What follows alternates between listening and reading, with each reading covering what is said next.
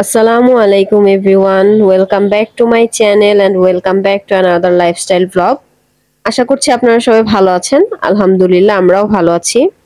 এখানে হচ্ছে আমার মেয়েদের জন্য আমি একটা পুতুল অর্ডার করেছিলাম, সেটাই রিসিভ করলাম। তো এটা একটা মারমেড ডল ছিল। পুতুলটা বেশ বড় ছিল আর দেখতে খুব সুন্দর ছিল। তারপর এটা হচ্ছে একদম সন্ধ্যেবেলা আমি একটু নিজের জন্য চা বিস্কিট নিয়ে বসেছি। আজকে আমার হাজবেন্ডের আসতে একটু দেরি হবে, তো ভাবলাম একা একাই নাস্তাটা করে নেই। আর আমার এভাবে বিকেলের নাস্তা মাঝে মধ্যে একটু এভাবে গুছিয়ে সাজিয়ে করতে বেশ ভালোই লাগে। তো এরপরে হচ্ছে ওইদিন আর কোনো ভিডিও করা হয়নি। এটা হচ্ছে পরের দিন সকালবেলা বাচ্চাদের হচ্ছে স্কুল থেকে নিয়ে আসার সময় টেস্টি ট্রিট থেকে আমি হালকা পাতলা কিছু নাস্তা এনেছিলাম ওদের জন্য।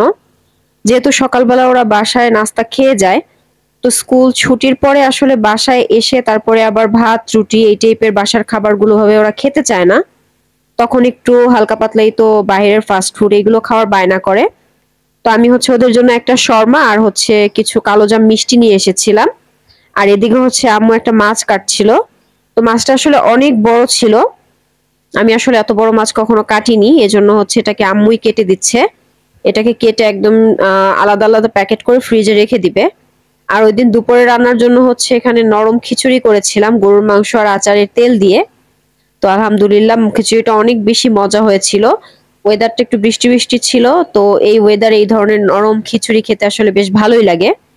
তো তারপরে হচ্ছে এটা সন্ধ্যের দিকে আমার হাজবেন্ড আসলে তেলের পিঠা অনেক পছন্দ করে, তো ওই দিনের ওয়েদারটাও যেহেতু একটু ভালো ছিল, তো ভাবলাম কিছু তেলের পিঠা বানাই।